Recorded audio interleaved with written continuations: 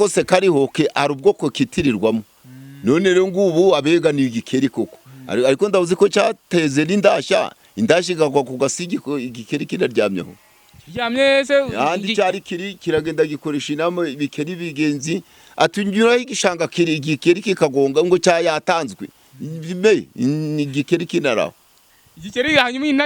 indashirapfa ngo iri gutanguranywa n'igikeri kandi igikeri kinari hahandi ariko byene wabaho biri hose mu gishanga bizi indashagera kumva igikeri ngo ticyadanze ubwo rero igikeri yo cyaratsinze reka da burase nk'ubu igikeri hari abagabo bagitinya igikeri buri hari amakare gifite nk'ubumara nk'ubw'inzoka cyangwa iki oya igikeri ndaho kiryana kandi abanga igikeri ngo kijya cyica inzoka nuko oya cyica inzoka irakiwindi kagifata none yarangiza kugifata nacyo cyagero kigafoba yanzoka ikanagwaho nacyo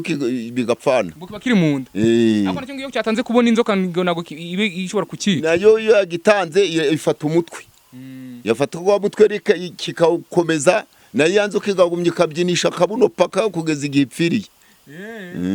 urankawe ntushobora kwica igikeri mu nzira wenda cyangwa iki oya umwega mpaye inga ndaho no kwica umwega igikeri ni umwega ndaho no kwica umwega kirazira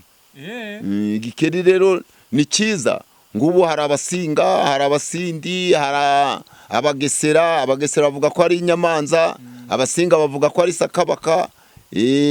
ifundi nabungura bityo ni mbese akanyamaswa kariho kose kitiranwa ni kiranga bwoko ni kiranga bwoko cyanyu ni igikeri ni igikeri